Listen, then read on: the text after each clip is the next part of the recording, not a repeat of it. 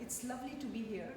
It's great opportunity to see and meet each one of you, very accomplished, very privileged, and of course the stories that you have shared, Mali, Yasmin, and so many others I heard, are most moving.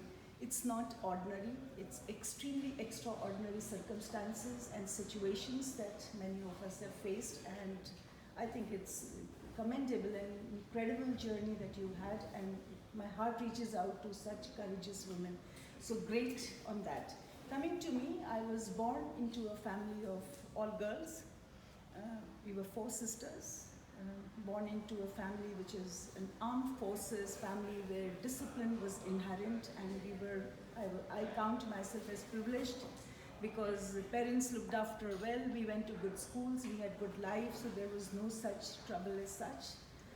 Wanted to set out on our own, we had freedom to do what we wanted, chose a career, studied something else led by, Shankar, she did hotel management, the big lady from Congo, and then she did some science and chemicals and all, and then she landed in a very, very, challenging political career. Mine was the other route. I studied journalism, but I found my way and feet in the hospitality industry, completely unknown territory. Back home in India, it's not ordinary, it's not taken as, this is a totally man's domain. You don't find women at, they might start in the hospitality. If some of you know India, it's easy to start at grassroots level, not to say grassroots because that's not right, but people start very, very early at lower positions, but ensuring that you get your due, you have to fight the battle with your own first.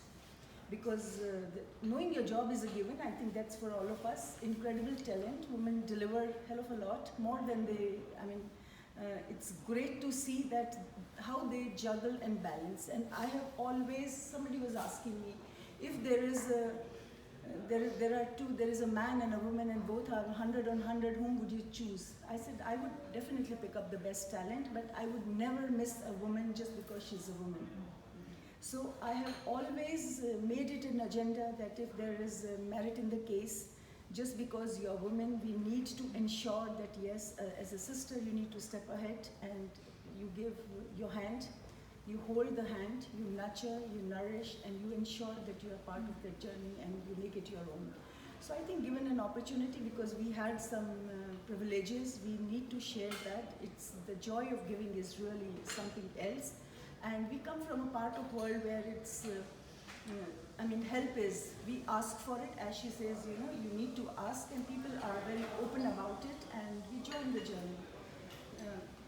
Career in the hospitality industry back home has been an artist's task, because at every step of the way you feel that yes, maybe as a woman you do not have late nights, you don't wine and dine that often because you have responsibility back home.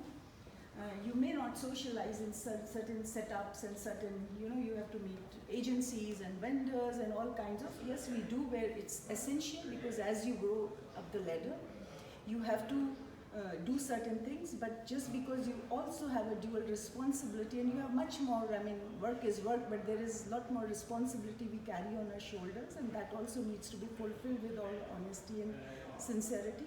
So when that was, that could be a hurdle, but I just say judge me on my work, had a voice, and ensure that I rise on my feet and no compromise.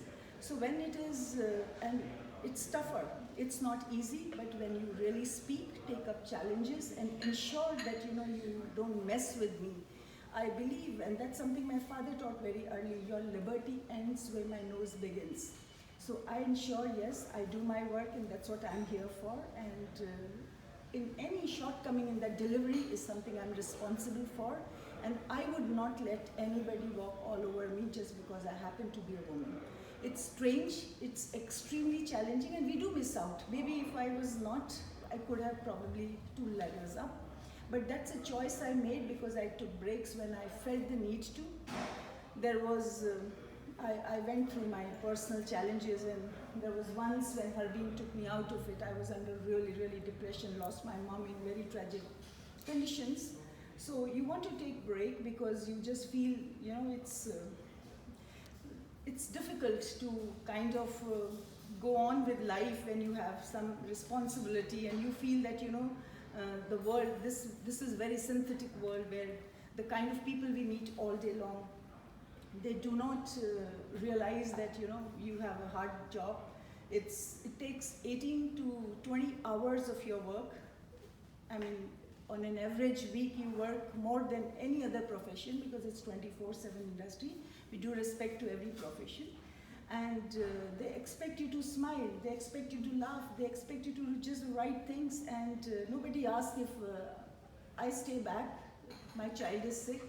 Oh, because women, that's how. But if a man stays back because his son is sick, and many of them do that now, nobody even questions because they take it for granted, So those kind of little differences, pay difference, the timing difference, when the right assignments, a lot of projects come, you are just left out just because you happen to be, that place is not right, that remote area may not suit you, this project might entail something else, it has a lot of late nights, it's not in a safe zone, it might end up, these are some court issues where a woman so that these are the things that you lose out. You have to say no.